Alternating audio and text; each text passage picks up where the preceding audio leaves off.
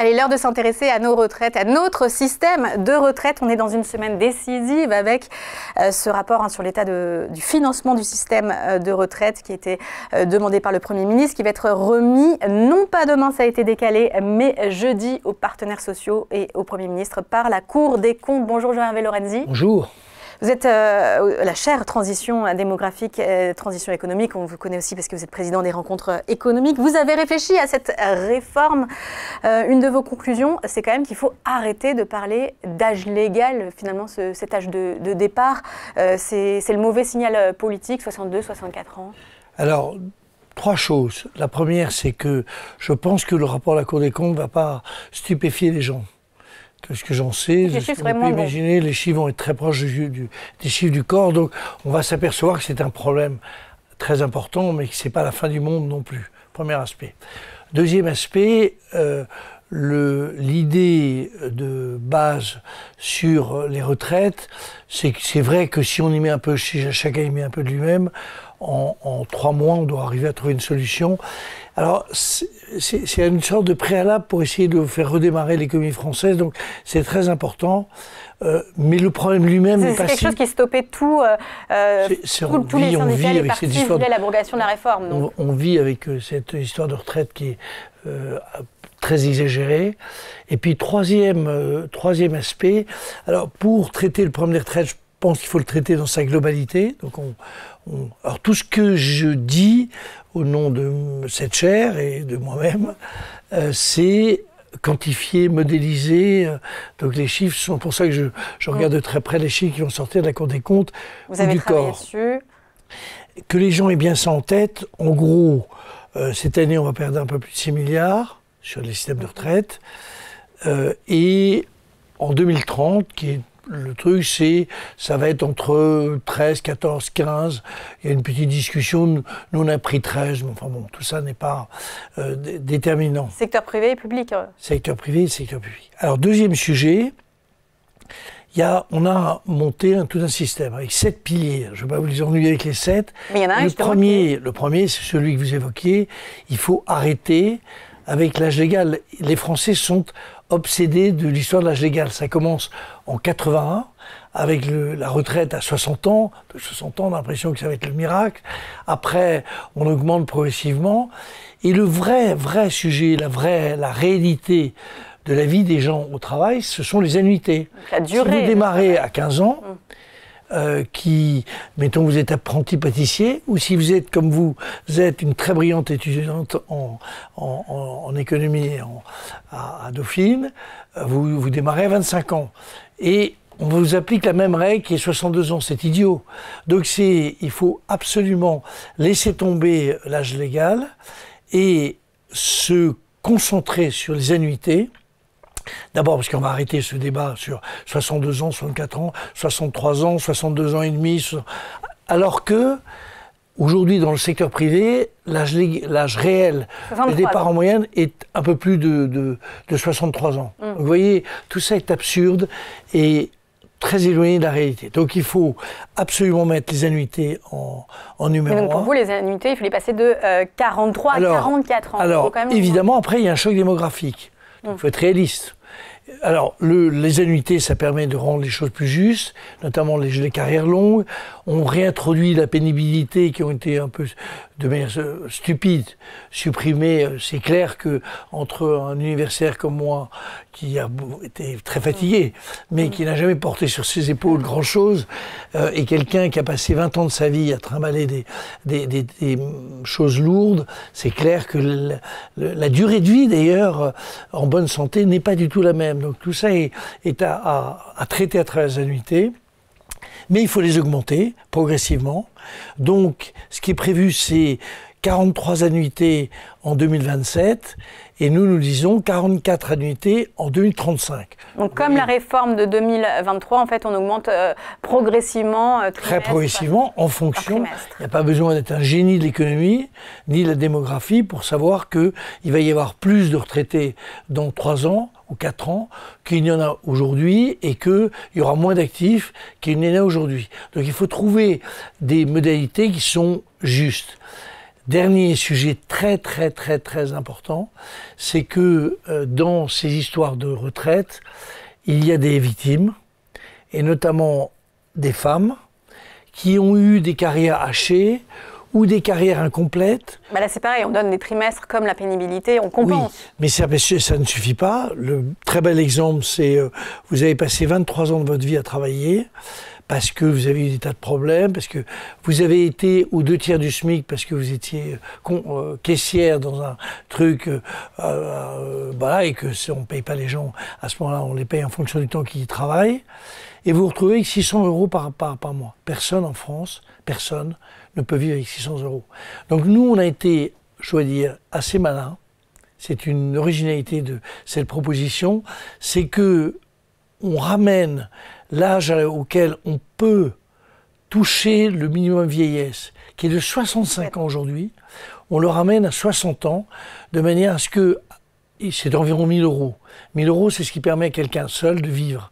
1 000 €, on ramène à 60 ans, ce qui fait que, normalement, personne ne se retrouve dans ces situations absolument dramatiques qui sont la pauvreté des retraités, qui est quand même très... Donc 60 ans pour le minimum vieillesse, le taux plein en cas de... si on n'a pas toutes les annuités, on part quand même à 67 ans dans votre système? Ah non, quand on a fait, c'est 43 ans. Il n'y a plus d'âge légal. Oui, mais 67 ans, il y a quand même un moment où on peut toucher sa retraite à taux plein si on a travaillé. Oui, mais quand vous avez finalement eu une vie très difficile, vous croyez vraiment que les gens ont envie de travailler jusqu'à 67 ans? Moi, je trouve que ce chiffre de 67 ans, comme tous ces chiffres, sont absurdes. Et la réalité, c'est le nombre d'années où vous avez travaillé. C'est ça qui compte. Et si vous avez commencé à travailler à 15 ans et que vous avez 43 ans, c'est pas compliqué. Vous voyez exactement à quel moment vous arrivez. Alors, dans les faits, on s'aperçoit que 43 annuités, beaucoup de gens commencent à travailler à 21 ans, ça vous emmène à 64 ans. Donc, en fait, vous rejoignez la tendance naturelle. Ces tendances naturelles et ces chiffres. Alors, une chose qui est là aussi assez inexacte, on vous dit en permanence, c'est dramatique la France, c'est dramatique. Les pays à côté, l'Allemagne, tous à 67 ans. Pipeau de première, c'est du pipeau. L'âge moyen de départ à la retraite en Allemagne, dans le secteur privé, c'est à peu près 64 ans. Vous voyez, nous, c'est un peu plus de 63 ans. La différence n'est pas géante. C'est pas... Mais des pays comme l'Italie arrivent à... Là, on parle d'âge légal, à passer à 67 ans sans les mêmes révoltes que l'on connaît. Mais quand vous regardez de près les réformes, vous apercevez qu'elles sont tellement, j'allais dire, modifiées, notamment par les annuités. Les annuités partout jouent un rôle majeur. Et donc, on vous dit 67 ans. Évidemment que beaucoup de gens vont se retrouver travailler dans les faits à 64, 65. Évidemment, ça c'est le choc démographique. Mais d'abord, il faut le faire de manière juste. 2, il faut donner un minimum pour que tout le monde puisse vivre. Et enfin, troisième aspect, je vais arriver peut-être au point le plus délicat, il faut évidemment faire que on suive finalement l'évolution de la démographie. Elle est en train d'un petit peu stagner, l'évolution démographique. On n'est plus en train de croître, ça a cru de manière très forte. C'est plus tout à fait le cas aujourd'hui, donc attention à trop de... Mais on est uniquement sur des réformes de paramètres et pas de système, comme à un moment il en était question avec cette réforme par points. Vous savez, le système par points, qui était tout à fait intéressant, c'est en fait un système d'annuité. Parce qu'en fait, vous transformez... Donc, on revient avec le jour où vous dites, je laisse tomber l'âge légal, il n'y avait plus d'âge légal sauf ce qu'avait rajouté le Premier ministre de l'époque. L'âge pivot, oui. L'âge pivot qui avait quand même mis un désordre absolu, d'abord parce que personne, y compris à mon avis, lui-même ne comprenait de quoi il s'agissait. Donc, Mais c'est vrai que le régime par points eût été une très bonne idée, mais ça a été arrêté. Voilà. Maintenant, essayons de nous rapprocher d'un système proche. Dernier point, le taux d'activité, parce que ça, c'est le vrai sujet français. L'emploi des seniors. Le taux d'emploi des seniors, ça, c'est le vrai sujet. Il est beaucoup plus faible que celui des autres pays. Ça, c'est important. Mais il est en train d'augmenter. Un peu, mais tout simplement, si vous prenez les chiffres, entre 60 et 64 ans, c'est en gros 1 sur 3. Alors que dans tous les autres pays, c'est presque 2 sur 3. Ça, c'est énorme parce que les taux d'activité, ça crée la richesse. Évidemment, c'est positif pour finalement les retraites. C'est positif pour tout. Donc, il faut qu'on arrive à faire évoluer ces choses. La discussion qui a eu lieu l'année dernière entre les syndicats et le MEDEF était très faible. Là, ils vont être obligés de parler pendant 3 mois, effectivement, voilà, de ce concret. Rien, ça ne servait à rien. Là, ils vont être obligés. Là, c'était l'idée, je vous fais, alors c'était typique à la française, je vous fais à partir de 60 ans, je vous fais un régime très particulier avec des cotisations sociales particulières. Enfin, tout ça est ridicule. Dans tous les pays du monde, un ingénieur nucléaire, je dis ça parce qu'il nous en manque beaucoup, un ingénieur nucléaire de 61 ans, c'est un ingénieur nucléaire.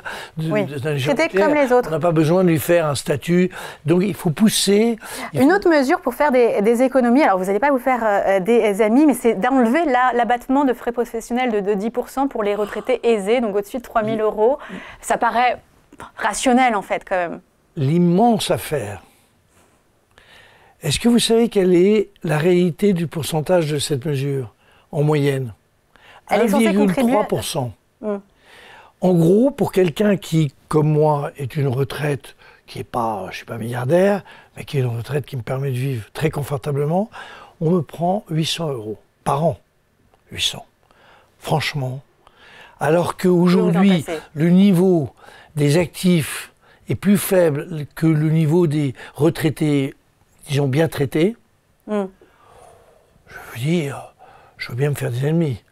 Mais je les embrasse sur le front. Oui, pour vous, c'est un signal et c'est largement... D'ailleurs, ça permettrait d'économiser 2,5 milliards d'euros par an. C'est en plus absurde. L'évocation des frais professionnels pour des gens qui sont à la retraite, c'est déjà ridicule. Mais c'est pas grand-chose et c'est vraiment un minimum pour rendre les relations intergénérationnelles plus finalement acceptable par les uns et par les autres. Et puis, on a... Un mot aussi du fonds de réserve des retraites, parce que ça avait été créé par Lionel Jospin, c'était un vrai fonds de réserve. Depuis, il est ponctionné depuis les années Sarkozy, je crois, et il joue plus tellement son rôle, alors que ça pourrait être en fait un mini-fonds, enfin un fonds souverain. Alors, la réalité, c'est que lorsque vous avez des régimes par répartition, en fait, vous avez un accroissement des retraites qui est lié au taux de croissance. Le taux de croissance en France est faible, il est de 1%, donc ça n'augmente pas beaucoup. Si vous placez votre argent sur du long terme, là j'ai vu les chiffres du fonds de réserve des retraites, qui est pas très gros, il fait un peu plus de 20 il diminue d'année en année maintenant qu'on n'a plus d'argent et qu'on le ponctionne. Voilà, et il est ponctionné. C'est cette année, je crois, 5,6%. Donc, on crée plus de financement pour les retraites si on fait des fonds de capitalisation. Oui, c'est ça, parce qu'il est placé dans les grandes entreprises françaises, en action, en obligation. Mais la capitalisation, en France, n'est pas bien vue, pour une raison d'ailleurs que je comprends assez bien, qui est que tout notre régime est un régime de solidarité, donc la capitalisation, c'est individuel. D'où coup de génie de Jospin. Il y a 30 ans, je trouve que j'y ai un peu participé. Il consiste à dire, on ne va pas faire un fonds de retraite, on ne va pas faire des fonds de pension privés, mais on le fait collectif.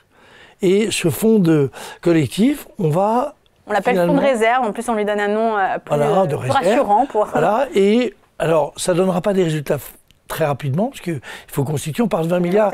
Pour que ça commence à jouer, il faut 300 milliards. Donc il nous faut une dizaine d'années. On essaie d'abord d'attirer de l'épargne des Français, qui aujourd'hui, malheureusement, épargnent beaucoup, peut-être un peu trop, même sûrement un peu trop, et on leur garantit finalement ce que fait l'assurance vie, c'est-à-dire le minimum c'est le capital, et on rajoute un petit chouïa, et puis voilà, la vie est belle, et on crée ce fonds qui va permettre de rentabiliser l'épargne des gens de manière plus importante que ne le fait un régime de répartition. Oui, donc là, le fonds de réserve des retraites, c'est une de vos propositions. Merci à vous de nous en avoir parlé. On va suivre le dossier le reste de la semaine avec évidemment ce rapport sur le financement de la Cour des comptes. Ce sera jeudi maintenant. Merci beaucoup Jean-Hervé Lorenzi. Au revoir. Au revoir.